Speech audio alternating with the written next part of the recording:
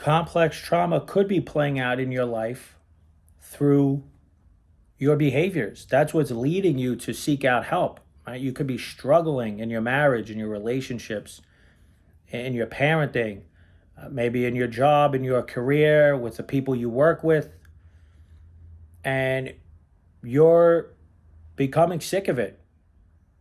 You've tried maybe other ways to fix what's going on in your life, and you still find that you are at a loss. You just keep going back into these old coping behaviors. And a lot of that is because complex trauma lives in our bodies. When you have complex trauma, you are under so much stress as a young child at some point in your childhood that you couldn't you had two choices. You couldn't look at your parents and say, wow, my parents are highly dysfunctional. They're very unsafe people. And that makes this a pretty scary world. And I can't really trust anybody. A 4-year-old can't do that. It's too overwhelming for their system. So they have to go the other route, which is to say, it must be me. I need to learn to adapt to my environment so that I can somehow, some way get these needs I want met. And that starts the process of unconsciously forming these coping behaviors that are going to plague you later on in life. And they do. They stem way back to when you were a young child dealing with the only way you know how to deal with it. It was the best way you could cope. But today, now you're learning you need new coping behaviors. And many stem back to unwanted or unfulfilled needs your parents couldn't give you. They weren't capable. So people act out unconscious trauma beliefs through their behavior. It's not just a thinking game. We don't have to try to, focus only on our thinking. There's a lot more that's going on in our bodies that holds a lot of this pain. And when we get triggered, we don't, process or think. I'm not feeling safe right now. That's why I'm responding in this situation. That's not how it works. Somebody is triggering us, and we can blame the spouse, we can blame the children, we can blame the boss at work, we can blame coworkers. But again, there's something deeper going on that we need to become aware of, that we need to explore. So what does this look like? If you feel unsafe, what kind of behaviors do you show others? Or you could be hypervigilant, right? You're always watching out for what other people are doing. You have a lot of anxiety in relationships, right? You're always observing. You try to control. That's the best way that you've learned that keeps you feeling safe. This way, if you can control everything and everything goes accordingly, there's no chaos. You don't have to re-experience that pain. You avoid vulnerability, right? So you let people in only so much. And then there's still that part of you, or a little bit of you that you're like, nah, I'm not going to, be truly open and honest with them, because that could lead to the possibility of feeling unsafe. And again, triggering and re-experiencing that old wound. You could be numbing out, right? You don't want to feel. And people numb out through alcohol and drugs, but there's many other ways, aside from substances, that people try to numb out or dissociate from how they're feeling.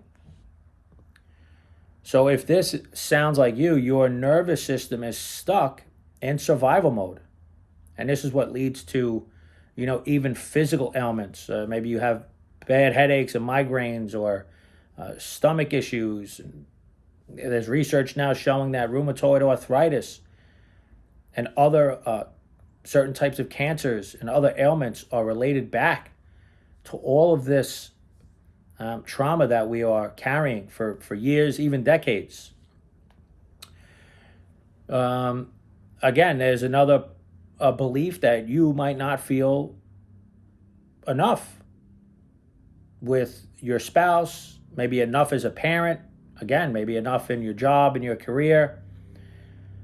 And that could be, again, another need that went unmet. Maybe you needed to feel loved.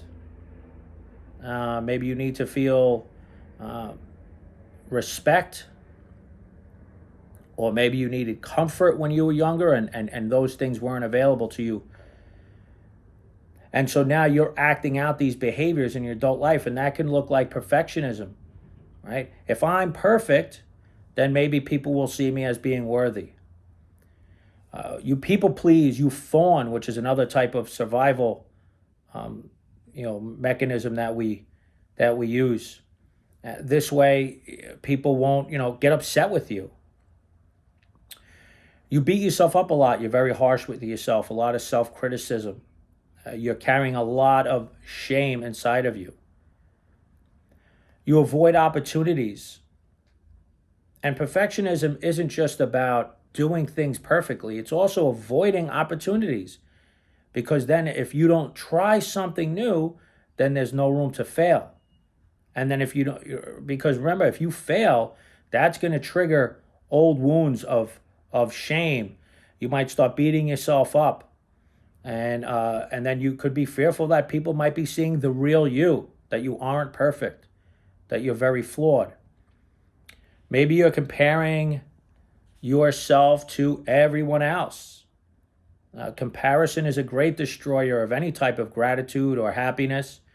You're always looking at what somebody else has or how they're living. And again, you can trace, with the help of somebody, you can trace your behaviors now as an adult and how you're functioning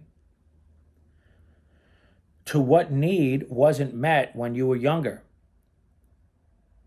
And I'm going to give you a list of needs that we all needed to experience when we were younger. And maybe you didn't experience them, not perfectly, parents aren't perfect, but consistently. If you were loved one day and then screamed at and degraded the next, that's going to be a tough way to go. Okay? That's hard. If you were given attention and your parent, mom or dad, made you feel like you belonged in the family, and then the next day they were making fun of you and being sarcastic and mocking you, or not paying attention to you at all, again, how many times can a kid, let's just say, wants to go down a slide and they want their parent to be at the bottom to catch them, and the parent says, sure, I'm here, I'll catch you. And then they catch them one time, but then they drop them the next time. Then they catch them one time, drop them the next time. At some point, that child is going to start to realize, if I take a risk of going down this slide, I don't know. I don't trust them enough to catch me. They've shown they could do it sometimes, and other times they drop me. And when they drop me, that causes a lot of pain for me. And I don't want to feel that pain again. So the child has to start learning, ways to adapt to that inconsistency. And this is the work that I do. If this is interesting to you, if you want to learn more, if you want to explore, this is how I got started as well. A lot of this was a lack of awareness, not understanding. And then a couple of years ago, I started on this journey, and it's like, this is pretty deep. There's a lot to learn. So reach out.